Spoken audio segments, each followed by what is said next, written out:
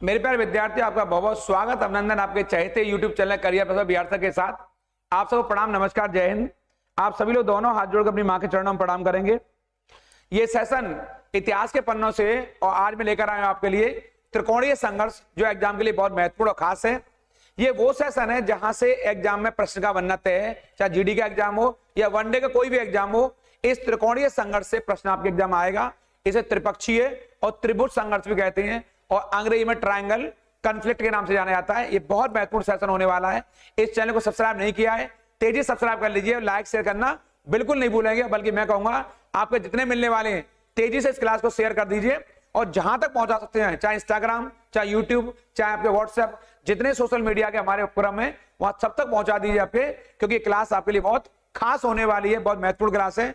और मैं आपको लेकर चलूंगा आपके चहेते प्लेटफॉर्म। यहाँ ये जो पढ़ाई की पंचायत है, यहां मेरी आपसे बात होगी ये यहां पर, और टॉपिक मेरा है आज का त्रिकोणीय संघर्ष। ये वाला त्रिकोणीय संघर्ष क्यों खास है और क्यों हम लोग बात कर रहे हैं इस संघर्ष पर, और क्यों मैंने आपसे आते ही कहा कि ये त्रिकोणीय संघर्ष से प्रश्न बनना तय है, प्रश्न आएगा। क्यों मैं यहां पे बात कर रहा हूं आपसे? पहला प्रश्न यहीं से बनेगा कि त्रिकोणीय संघर्ष क्यों लड़ा गया है, क्यों हो रहा है, किसके लिए हो रहा है, आखिर क्यों महत्वपूर्ण है। तो मैं वहां पर जाऊं सबसे पहले, चूंकि एग्जाम वाली क्लास है, खास क्लास है, हम यह विस्तार से नहीं पढ़ रहे हैं। एक अन्य वीडियो में मैं आपसे इसी संघर्ष पर विस्तार से भी चर्चा करूंगा, पर वो मेरा एक अन्य वीडियो होगा। वो सिविल सर्विस वाले बच्चे, पीसीएस वाले बच्चे या अन्य जो ग्रेजुएट वाले एग्जाम होते हैं वहां विस्तार चर्चा करूंगा। ये एग्जाम वाली क्लास है जहां से प्रश्न आना ही आना है, इसलिए आप लोग अगले कुछ देर तक इस वीडियो की सभी बातों को नोट डाउन करेंगे, उन्हें लिखेंगे और रट लेंगे। पहला प्रश्न यह है कि आखिर ये त्रिकोणीय संघर्ष किस क्षेत्र को लेकर लड़ा जा रहा है। यहां से तो आपका उत्तर होगा ये त्रिकोणीय संघर्ष हो रहा है कन्नौज को लेकर, अर्थात इस जो संघर्ष के केंद्र में कौन है। तो पहला प्रश्न आपसे यही आएगा कि इस संघर्ष के केंद्र में कौन है जिसको लेकर यह संघर्ष हो रहा है। तो आपको मेरे कहने से नोट डाउन करना है कि आखिर इस संघर्ष का केंद्र कन्नौज है। तो आपके मन में एक प्रश्न आएगा कि कन्नौज ही इस संघर्ष के केंद्र में क्यों है। तो मैं आपको बहुत संक्षिप्त में और सटीक बताना चाहता हूं। कन्नौज इसलिए है कि हर्षवर्धन के शासनकाल में कन्नौज को वो संपन्नता, वो समृद्धि, वो सांस्कृतिक तौर पर विरासत इतने बड़े पैमाने फैलाई उसने आपके, जो स्थान गुप्त काल में या मौर्य काल से लेकर गुप्त काल तक मगध को प्राप्त हुआ, मगध की राजधानी पाटलिपुत्र को प्राप्त हुआ, वही स्थान हर्षवर्धन के शासनकाल में कन्नौज को प्राप्त हो गया। अर्थात कन्नौज कला, आपके संस्कृति, राजनीतिक प्रभुता और वो संपन्नता और समृद्धि का महान केंद्र बन गया। यही कारण है कि हर्षवर्धन की मृत्यु के बाद, आप जानते हैं हर्षवर्धन की मृत्यु मैंने पिछले क्लास में बताया है, 7वीं शताब्दी के मध्य में हर्ष की मृत्यु हुई। कन्नौज अब सत्ता का मूल केंद्र बन गया। इस कन्नौज पर अधिकार करने के लिए भारत की कई महाशक्तियां जो आपस में टकराई, उसे इतिहास में त्रिकोणीय संघर्ष के नाम से जाना जाता है। इस लेक्चर में मैं आपको बताऊंगा कि वो त्रिकोणीय संघर्ष कैसे हुआ है, कौन कौन सी महाशक्तियों ने भाग लिया है। सबसे पहले नोट डाउन कर लेंगे कि त्रिकोणीय संघर्ष किस क्षेत्र को लेकर लड़ा गया है। तो उस क्षेत्र का नाम है कन्नौज। एग्जाम देगा आपको विकल्प में थानेश्वर, कन्नौज, पाटलिपुत्र या वैशाली। तो आपका उत्तर कन्नौज होगा।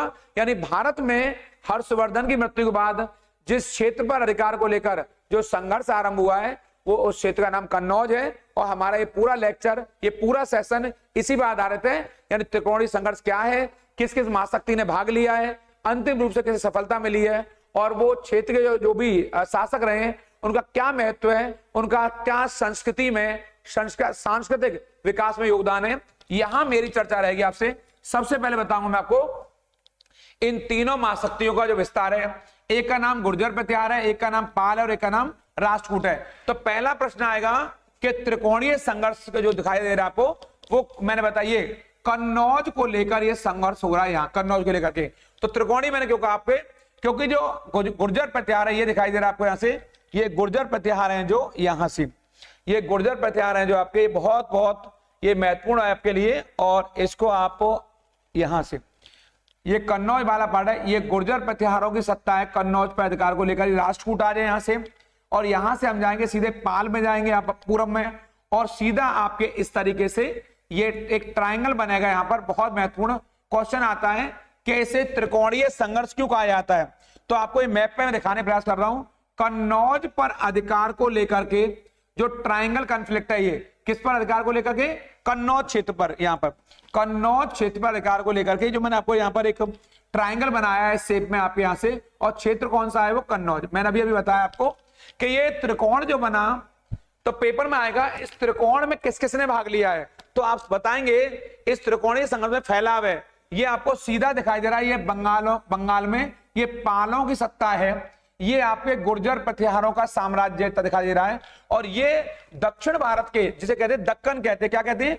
दक्कन कहते हैं। अभी मैं आपको कुछ ही देर बाद बताऊंगा। ये दक्कन क्षेत्र है, ये वाला, इतने बड़े क्षेत्र पर किसकी सत्ता है? आपके इनकी सत्ता है राष्ट्रकूटों की। तो दक्कन क्षेत्र से उत्तर भारत की राजनीति में भाग लेने वाला पहला शासक कौन है, और राष्ट्रकूटों ने क्यों कन्नौज के मामले में अधिक रुचि दिखाई, उसके पीछे क्या कारण रहे, मैं अभी बात करूंगा आपसे। तो मैंने एक ट्रायंगल बनाया आपको, इसको रट लेंगे। कन्नौज को लेकर ये ट्रायंगल कॉन्फ्लिक्ट हो रहा है आपके। यहां पर किस किसने भाग लिया है, तो यहां देखेंगे ये गुर्जर प्रतिहार है उत्तर भारत के, यहां पर उत्तर भारत के गुर्जर प्रतिहार, उत्तर भारत भी कहते हैं इसको, और इसी को हमारे यहाँ गुजरात और राजस्थान भी कहते हैं। और दूसरी महाशक्ति हमारी राष्ट्रकूट आज है आपके। राष्ट्रकूट ये पश्चिमी दक्कन क्षेत्र के स्वामी हैं। और अगला है पाल, जो पूर्व में स्थित है, यहाँ की महाशक्ति है बंगाल, यानी कि बंगाल के कौन है? पाल है। क्वेश्चन आएगा इस त्रिकोणीय संघर्ष में किस किसने भाग लिया है, तो आप बताएं उत्तर भारत यानी कि जो गुजरात और राजस्थान है वहां की शक्ति कौन है? गुर्जर प्रतिहार है। और जो पश्चिमी दक्कन है उसकी महाशक्ति कौन है? राष्ट्रकूट है। और जो बंगाल है उसकी महाशक्ति कौन है? पाल है। ये तीन राजवंश रहे, यानी प्रतिहार, पाल और राष्ट्रकूट, जिन्होंने त्रिकोणीय संघर्ष में भाग लिया है। एक क्वेश्चन जो हमारे एग्जाम के लिए महत्वपूर्ण है, जो मैं चर्चा कर रहा हूं आपसे, जो मेरा आपको यहां से बहुत जोर है, इन तीनों के जो राजधानी केंद्र है, हमारे एग्जाम पूछेंगे कि जो गुर्जर प्रतिहार है इनकी राजधानी कौन सी रही है, तो इनकी प्रारंभिक राजधानी आपके भीनमाल थी। ये हमारे एग्जाम के लिए एक आने वाला बड़ा ही महत्वपूर्ण क्वेश्चन है। यहां से यहाँ इनकी प्रारंभिक राजधानी कौन सी है? भीनमाल है इनकी राजधानी, भीनमाल आपके यहां से। और ऐसा कहा जाता है ये भीनमाल बहुत बड़ा सत्ता का क्षेत्र बना प्रारंभिक दिनों भीनमाल, लेकिन इन्होंने बाद वाले दिनों में इनकी जो राजधानी बनी आपके वो कन्नौज हो गई। कौन सी हो गई? वो फिर आपके कन्नौज हो गई, यानी कन्नौज पर ये अधिकार करने में सफल रहे। और राष्ट्रकूटों की जो राजधानी हमारे एग्जाम वाली, मैं पहले कह चुका हूं, ये क्लास एग्जाम वाली है, विस्तार वाली नहीं है, टू द पॉइंट में एग्जाम के लिए पढ़ा रहा हूं, बहुत इंपॉर्टेंट है। यहां से क्वेश्चन का बनना तय है। अभी कुछ ही देर बाद आप खुद ही मूल्यांकन कर लेंगे कि यहां से कौन कौन से क्वेश्चन जो पीवाई के होते हैं, प्रीवियस ईयर क्वेश्चंस जो पिछले सालों में आए हैं, वो क्यों महत्वपूर्ण है आपके। तो राष्ट्रकूटों की राजधानी कौन सी है? मान्यखेत। कौन सी है? मान्यखेत इनकी राजधानी है राष्ट्रकूटों की, आपके ये महत्वपूर्ण है। और जो पाल है हमारे पूरब में, कहां पर?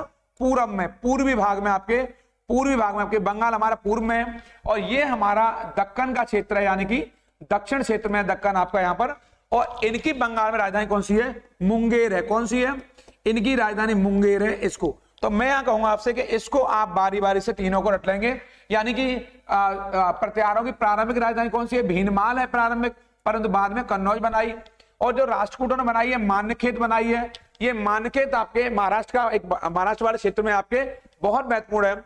और जो पाल में बंगाल की ये पालों की जो राजधानी है यहाँ पर इन्होंने बनाई है मुंगेर को। ये बहुत तीनों महत्वपूर्ण राजनीतिक केंद्र हैं, राजधानी केंद्र हैं। मैं इन्हीं पर आज से चर्चा करूंगा। आज का पूरा विश्लेषण मेरा इसी पर आधारित है। ये पूरा सेशन मेरा, चाहे मैं आपके बीच में जितनी देर तक हूं, मैं पूरी चर्चा इसी पे करूंगा। मैं फिर कहूंगा अपनी कॉपी और नोटबुक और पेन लेके बैठेंगे। और अब तक चैनल को सब्सक्राइब नहीं किया है, सब्सक्राइब कर लेंगे। लाइक शेयर करना बिल्कुल नहीं भूलें, क्योंकि ये आपका चैनल है, अपना चैनल है। मैं कहता हूं इसको जितना फैला सकते हैं घर घर पहुंचाइए, क्योंकि ये क्लास और पूरे चैनल पर जितने वीडियो पड़े हुए हैं वो आपके एग्जाम के लिए इतने उपयोगी हैं कि ये आपको सफलता दिलाएंगे और आपकी मंजिल को पहुंचाने में आपको कामयाब बनाएंगे। आप देखेंगे यहां पर ये बताई मैंने, इस त्रिकोणीय संघर्ष में आखिर किस किसने भाग लिया है, तो वो तो बता दिया, पालों ने भाग लिया है, प्रतिहारों ने भाग लिया है और राष्ट्रकूटों ने भाग लिया है। तो आखिर सबसे पहले इन गुर्जर प्रतिहारों की ओर से पहले शासक कौन है, यहां बात करूंगा पहले मैं आपसे। राष्ट्रकूटों की ओर से पहला शासक कौन है, और यहां बात करूंगा आपसे पालों की ओर से भाग लेने वाला पहला शासक कौन है। तो आप देखेंगे इस क्रम में ये सबसे पहला शासक है वत्सराज, यानी आपके एग्जाम में आएगा कि गुर्जर प्रतिहारों की ओर से त्रिकोणीय संघर्ष में भागीदारी करने वाला पहला शासक कौन था? तो आप बताएंगे वो वत्सराज है। यहां पर राष्ट्रकूटों की ओर से इस संघर्ष में भाग लेने वाला पहला शासक कौन है? वो ध्रुव है यहां पर। और पालों की ओर से पहला शासक कौन है? वो धर्मपाल है। यानी कि ये सब कौन है? ये पहले हैं। कौन है ये पहले शासक हैं यहां पर। यानी आपके एग्जाम में आएगा कि कन्नौज को अधिकार पर लेकर, कन्नौज पर जो संघर्ष हो रहा है उसमें भाग लेने वाले पहले पहले कौन शासक हैं? तो फिर दोबारा बोलूंगा, प्रतिहारों की ओर से वत्सराज है पहला, राष्ट्रकूटों की ओर से ध्रुव है, और आपके पालों की ओर से धर्मपाल है जिसने इस संघर्ष में भाग लिया है। आपको ध्यान रखना चाहिए ये ध्रुव वही है जिसने विंध्याचल पर्वत को चीरते हुए, विंध्याचल पर्वत की ऊंचाइयों को छोड़ते हुए इसने उत्तर की राजनीति भाग लिया। ये दक्षिण भारत का पहला शासक है जो विंध्याचल को पार करके उत्तर भारत पहुंचा है और कन्नौज पर अधिकार को लेकर के इन महाशक्तियों को पराजित किया। ये बहुत महत्वपूर्ण है। इसके अलावा नागभट्ट द्वितीय ने भाग लिया प्रतिहार वंश की ओर से। बाद में गोविंद तृतीय ने आगे बढ़ाया, देवपाल ने इसको आगे बढ़ाया, यहां से ये रामचंद्र ने आगे बढ़ाया। अमोघ वर्ष इस वंश का एक बड़ा महत्वपूर्ण शासक है जो कि शांति का दूत माना जाता है उस समय आपके, और इसने जैन धर्म को बहुत बड़े पैमाने अपना करके बढ़ावा दिया है। और विग्रह पाल आपके इस पाल वंश का है। इधर मिहिर भोज जो इस वंश के सर्वाधिक शक्तिशाली, सर्वाधिक क्वेश्चन आएगा कि सर्वाधिक शक्तिशाली शासक कौन है आपके, किस वंश का? आपके प्रतिहार वंश का। तो प्रतिहार वंश के सबसे शक्तिशाली शासक मिहिर भोज हैं और इन्होंने आदि वराह की, ये मैं आपको आदि वराह यहां मैं इसलिए लिख रहा हूं आपको क्योंकि आदि वराह की उपाधि धारण की इन्होंने आपके, ये आपके एग्जाम के लिए बड़ा खास है आपके, क्योंकि मैं विस्तार वाली क्लास बाद में कराऊंगा। एक क्वेश्चन आता है आदि वराह का टाइटल लेने वाले कौन से शासक रहे? तो आप बताएंगे कोई और नहीं बल्कि मिहिर भोज हैं। बहुत महत्वपूर्ण है हमारे लिए, इस पर चर्चा मेरी आगे अभी जारी रहेगी आपसे। और ये कृष्ण द्वितीय यहां पर है, इसने भाग लिया। बाद में नारायण पांड ने भाग लिया पालों की ओर से। ऐसे इस वंश के शासकों के मध्य में एक लंबे समय तक ये संघर्ष रहा है। अब क्वेश्चन आएगा आखिर इस संघर्ष में अंतिम रूप से विजय किसको मिली है, सफलता किसको मिली है? कौन शासक रहा जो अंतिम रूप से कन्नौज पर अधिकार करने में सफल रहा? पहला क्वेश्चन, ये संघर्ष किसको लेकर लड़ा जा रहा है? तो कन्नौज को लेकर के। दूसरा क्वेश्चन, इसमें किस किसने भागीदारी की है? तो प्रतिहारों ने, पालों ने और आपके राष्ट्रकूटों ने। दूसरा क्वेश्चन। तीसरा, इस संघर्ष में अंतिम रूप से सफलता किसको मिली है? तो गुर्जर प्रतिहारों को, जो कि उत्तर भारत के शासक हैं, जो कि आपके राजस्थान और गुजरात पर शासन कर रहे थे। मैंने ये बता दिया। अगला प्रश्न ये है कि जो सर्वाधिक शक्तिशाली शासक है उसका नाम क्या है? मिहिर भोज है, जो कि गुर्जर प्रतिहार वंश का है। हर वंश का एक शक्तिशाली शासक हुआ है आपके, उनमें हम बात करेंगे बारी बारी से। जैसा कि आप जानते हो कि इन राजवंशों की अपनी कुछ विशेषता रही है। हम ज्यादा विस्तार में नहीं जाएंगे, डिटेल में नहीं जाएंगे, लेकिन संक्षिप्त में उन पहलुओं बात करेंगे जहां से हमारे एग्जाम में अक्सर क्वेश्चन आते। जैसे कि पिछले आपका एक पेपर हुआ था, वहां पाल वंश का शासक पूछा था कि पाल वंश के संस्थापक कौन है, ऐसा पूछा था। तो एक क्वेश्चन आपके एग्जाम में संस्थापक से आता है, एक राजधानी से आता है। इस तरीके से ये संक्षिप्त वाली क्लास है, बहुत संक्षिप्त में, क्योंकि एग्जाम में कुछ ऐसे क्वेश्चन आते हैं। जैसे कि आप देखेंगे यहां पर जो आपके प्रतिहार वंशी शासक हैं, प्रतिहार, इन्हें हम गुर्जर प्रतिहार कहते हैं, जो कि कन्नौज पर अधिकार करने में सफल रहे आपके। आखिर इस वंश का संस्थापक कौन है? एक क्वेश्चन आएगा कि इस वंश का फाउंडर कौन है?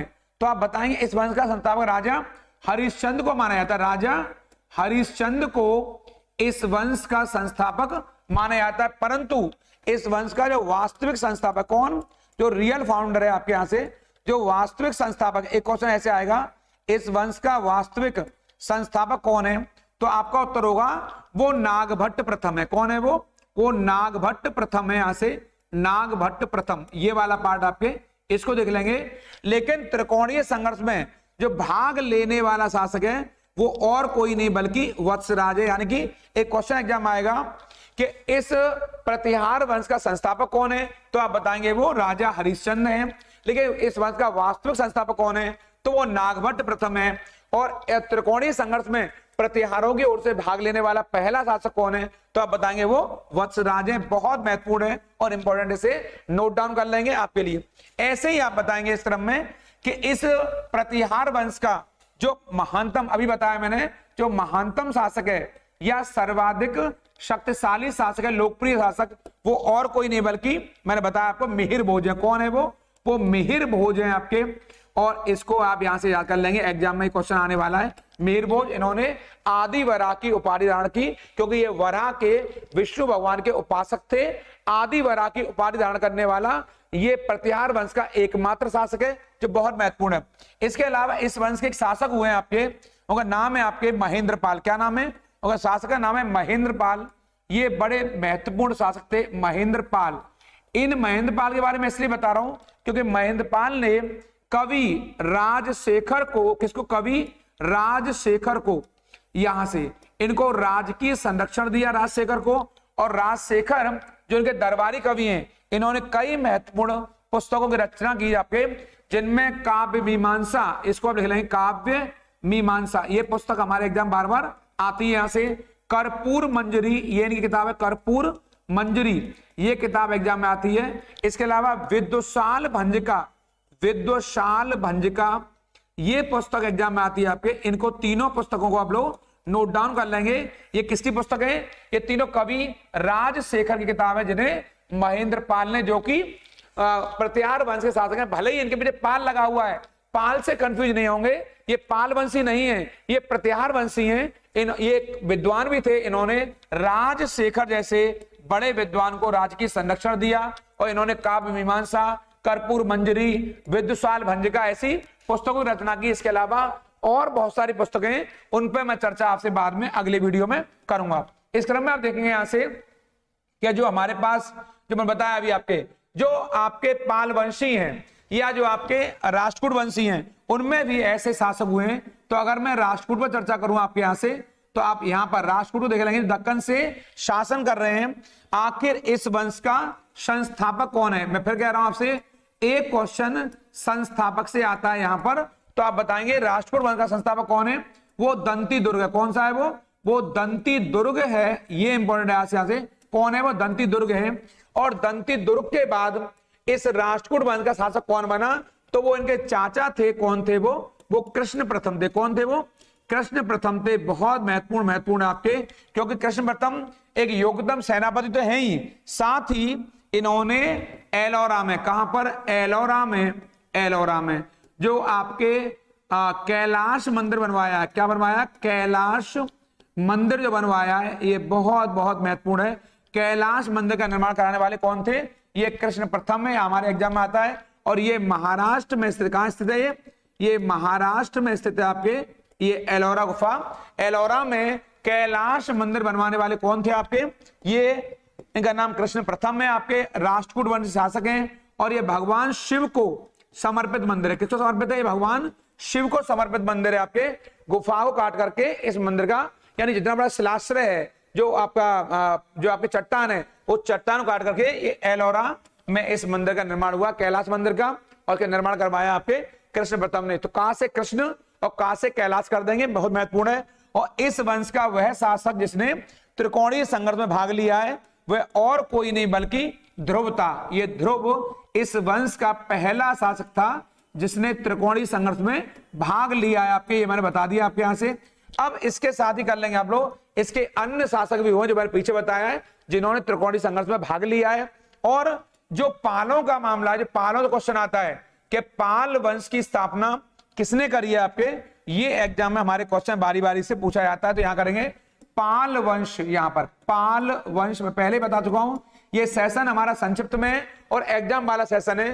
पाल वंश का जो संस्थापक है, यहां कर लेंगे, ये पाल वंश का जो संस्थापक है, ये कर लेंगे यहां से। ये क्योंकि हमारे एग्जाम में इस तरह का प्रश्न पूछा जाएगा आपसे कि इनका संस्थापक कौन है, तो वो गोपाल है। कौन है वो गोपाल है, जिसने 750 यहां पर ईसवी में, यहां पर यानी ये 8वीं सदी का मध्य, क्या ये 8वीं सदी का मध्य भाग है यहां पर। और इन्होंने यहां 750 ईस्वी में पाल वंश की स्थापना की। कहां पर? आपके बंगाल में। कहां पर की है? बंगाल में। एक क्वेश्चन आपके एग्जाम और आएगा कि बंगाल क्षेत्र को अराजकता से मुक्ति दिलाने वाला शासक कौन था, तो वो आपका गोपाल था। यहां मत्स्य न्याय, कौन सा? यहां मत्स्य न्याय जैसा मामला आया है। मत्स्य न्याय का मतलब होता है, मत्स्य कानून, यानी अराजकता की स्थिति थी, यहां पर अव्यवस्था की स्थिति थी। इस मत्स्य न्याय से मुक्ति दिलाने काम किसने किया है? मुक्ति दिलाने का जो काम किया है वो किया है आपके गोपाल ने। या कम बच्चे जानते होंगे आपके कि मत्स्य न्याय का मतलब क्या होता है। मत्स्य न्याय होता है मछली का शासन, अर्थात जैसे भुखमरी के दौर में बड़ी मछली, हर बड़ी मछली छोटी मछली को खा जाती है, ऐसे ही दबंग लोग होते हैं, जो पैसे वाले लोग होते हैं, ताकतवर लोग होते हैं, वो छोटों का शोषण करते हैं, छोटों को कुचलते हैं, छोटों को मारते हैं, उनको समाज में जीने नहीं देते आपके। ऐसे दौर में गोपाल ने बंगाल को अपना नेतृत्व दिया और वहां उसने पाल वंश की स्थापना की। और यहीं पर ये पाल वंश का शासक है जिसने त्रिकोणीय संघर्ष में भाग लिया है। वो शासक और कोई नहीं बल्कि इस वंश का पहला शासक है कौन? धर्मपाल है, जिसने की त्रिकोणीय संघर्ष में भाग लिया है। ये इस वंश का पहला शासक है। पीछे बता चुका हूं मैं आपके, प्रतिहारों की ओर से वत्सराज है, राष्ट्रकूटों की ओर से ध्रुव है और पालों की ओर से धर्मपाल है, जिसने त्रिकोणीय संघर्ष में भाग लिया है। ये जो बना हुआ है आपका बहुत महत्वपूर्ण है। ये आपके कैलाश मंदिर है। कौन सा मंदिर है? ये कैलाश मंदिर है। इस कैलाश मंदिर पर मैं आगे एक अन्य वीडियो में आपसे विस्तार से चर्चा करूंगा। और इसका निर्माण करवाया है राष्ट्रकूट वंशी कृष्ण प्रथम ने। इसको आप रट लेंगे यहां पर। ये राष्ट्रकूटों की भारत को सबसे महत्वपूर्ण देन है, ये धरोहर है। इस पर मैं एक चर्चा आपको अन्य वीडियो में बहुत महत्वपूर्ण करूंगा, जो आपने अब तक सुनी नहीं होगी। ऐसा मेरा विश्लेषण होगा केवल इस मंदिर के ऊपर आपके, क्योंकि ये चट्टान को काट करके जिस तरह बनाया गया है, ये अपने आप में अद्भुत नायाब नगीना है। इस क्रम में आप देखेंगे ये दिखाई दे रहा है आपको, जो पाल वंश का शासक है, क्या नाम है उसका? धर्मपाल। ये धर्मपाल नाम है उसका। और धर्मपाल ने ये विक्रमशिला विश्वविद्यालय, कौन सा? ये विक्रमशिला विश्वविद्यालय का निर्माण करवाया। ये बहुत बहुत हमारे लिए महत्वपूर्ण है। एक इनकी बड़ी धरोहर है आपके विश्वविद्यालय का आपने निर्माण करवाया विक्रमशिला का। और प्रश्न आएगा कि इस विक्रमशिला विश्वविद्यालय में किस प्रकार की शिक्षा दी जाती है, तो आप बताएंगे ये बौद्ध धर्म का बड़ा केंद्र था। बौद्ध शिक्षा का ये बड़ा केंद्र था। यद्यपि यहाँ हिंदू से, सनातन धर्म से जुड़ी हुई यहाँ पर मीमांसा और कहीं ना कहीं यहाँ पर न्याय से संबंधित बातें दी जाती हैं। बौद्ध धर्म में यहाँ पर मूल कौन सा है? वज्रयान संप्रदाय, ये वाला, जिसका उदय 7वीं शताब्दी में हुआ। किसका? वज्रयान संप्रदाय का। ये बौद्ध धर्म की एक शाखा है। कौन सा? वज्रयान संप्रदाय। और ये वज्रयान संप्रदाय संबंध है आपके तंत्रवाद से। किससे है? तंत्रवाद से है, यानी कि तंत्र मंत्र से आपके। यानी जो विक्रमशिला विश्वविद्यालय है वो तंत्र मंत्र का, अंधविश्वास का बड़ा केंद्र बन गया। ये बहुत महत्वपूर्ण है। और यहाँ पर बौद्ध धर्म की शिक्षा दी जाती है। इसके अलावा यहाँ पर तत्व ज्ञान की, व्याकरण की और न्याय की शिक्षा भी दी जाती है, जो कि सनातन हिंदू धर्म से संबंधित है। इस क्रम में आप देखेंगे बहुत महत्वपूर्ण जानकारी आपके, ये जो विक्रमशिला विश्वविद्यालय है, इसका निर्माण किसने करवाया है? पाल वंश के शासक धर्मपाल ने, जो कि एक शक्तिशाली शासक था। बहुत महत्वपूर्ण है। और इनकी राजधानी कौन सी थी? मुंगेर। और एक क्वेश्चन आएगा कि पाल वंश के शासकों ने किस धर्म को राजकीय संरक्षण दिया? ये क्वेश्चन आएगा, किस धर्म को राजकीय संरक्षण दिया? तो इन तीनों पर मैं अभी बारी बारी से इनके धर्म पर चर्चा कर दूंगा आपको यहां से, लेकिन फिलहाल आप यहां कर लेंगे। इन्होंने शैव धर्म को संरक्षण दिया। किसको दिया? शैव धर्म को संरक्षण दिया। और इन्होंने, मैंने अभी बताया, ये विक्रमशिला विश्वविद्यालय बौद्ध शिक्षा का और यहाँ पर सनातन हिंदू धर्म का बड़ा केंद्र बना। ये हमारे लिए बहुत महत्वपूर्ण है। इस क्रम में देखेंगे आप लोग, ये जो प्रतिहार शासक है, कौन? जो गुर्जर प्रतिहार शासक है, इन्होंने भी यहाँ पीछे नहीं रहे। इन्होंने वास्तुकला के क्षेत्र में ये तेली का मंदिर है। कौन सा मंदिर है? ये तेली का मंदिर है। बहुत बहुत महत्वपूर्ण है हमारे लिए। यहाँ से ग्वालियर में स्थित मंदिर है आपके ये। इसके अलावा दिखाई दे रहा है ये महादेव मंदिर है। कौन सा मंदिर है? ये महादेव मंदिर है आपके, जो हमारे लिए बहुत महत्वपूर्ण है आपके। और ये जो दिखाई दे रहा है आपके, ये कुटकेश्वर मंदिर, बहुत महत्वपूर्ण, कुटकेश्वर मंदिर दिखाई दे रहा है। कौन सा? कुटकेश्वर। यहां लिख लेंगे इसको, कुटकेश्वर मंदिर है। ये प्रतिहारों ने बनवाया आपके यहां से। और इसके अलावा ये जो दिखाई दे रहा है, ये जैन धर्म का एक बहुत बड़ा मंदिर है, जिसे देवगढ़, क्या कहते हैं इसको? इसे देवगढ़ मंदिर भी कहा जाता है। ये जैन मंदिर है। अर्थात जो प्रतिहार शासक हैं, उन्होंने तेली का मंदिर, उन्होंने महादेव का मंदिर, उन्होंने कुटकेश्वर का मंदिर और उन्होंने जैनों का देवगढ़ का मंदिर। ये देवगढ़ का दशावतार मंदिर नहीं है झांसी वाला, ये देवगढ़ का जैन मंदिर है, जो गुर्जर प्रतिहार शासकों ने बनवाया है। इन्होंने उज्जैन से लेकर कन्नौज में अपनी शासन सत्ता स्थापित की। बड़े भाग पर ये राजस्थान और गुजरात के एक बड़े भूभाग पर शासन करते थे।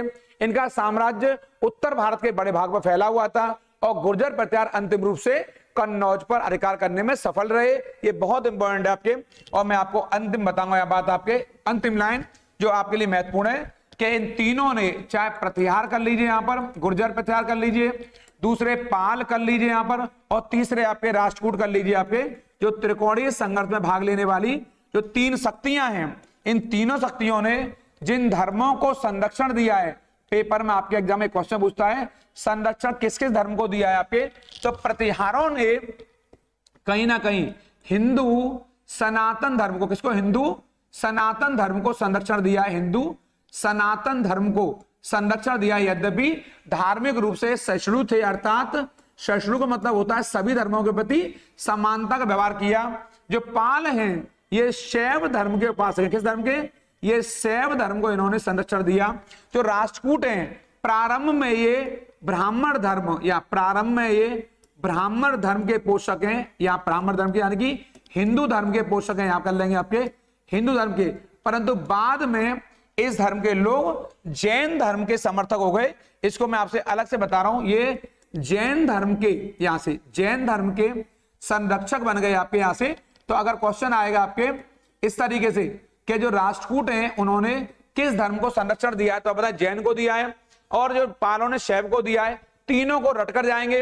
अगर प्रतिहार आएगा तो हिंदू सनातन धर्म सहिष्णु भी है, सहिष्णु माने सभी धर्मों को समान रूप से संरक्षण देते हैं, और पाल हैं जो उन्होंने आपके शैव धर्म को दिया है आपके यहां से, और जो राष्ट्रकूट हैं शुरुआत में वो हिंदू धर्म को संरक्षण दे रहे हैं, जैसा कि कृष्ण प्रथम ने एलोरा में कैलाश मंदिर भी बनवाया है, लेकिन बाद में इन्होंने जैन धर्म को संरक्षण दिया है। और इस क्रम में जो बड़ा शासक था आपके वो अमोघ वर्ष था, मैंने बताया राष्ट्रकूट वंश शासक है अमोघ वर्ष, जिसने की जैन धर्म को अमोघ वर्ष, अमोघ वर्ष बहुत महत्वपूर्ण है, इसको लिख लेंगे आपके यहां से, कौन है वो, अमोघ वर्ष है, कौन सा है वो अमोघ वर्ष है, इसको आप नोट डाउन कर लेंगे। और सारे राष्ट्रकूट कहीं ना कहीं बाद में जैनी हो गए आपके, और जैन धर्म को इन्होंने संरक्षण दिया।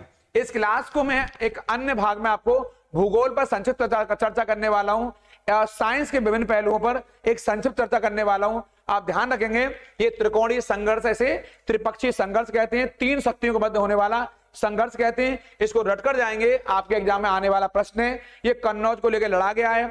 आपके लिए एक अन्य वीडियो लेकर आ रहा हूं, अभी तक मैंने प्राचीन भारत जितना पढ़ाया है आपके, इस पर एक संक्षिप्त आपके लिए क्वेश्चन आंसर सेशन लेकर आ रहा हूं, उसको आप देख लेंगे, उनसे बाहर कोई प्रश्न आने वाला नहीं है। और मैं अन्य वीडियो आपसे फिर मिलूंगा, उन लोगों का जरूर ख्याल रखेंगे जो आपका ख्याल रखते हैं। प्रणाम, नमस्कार।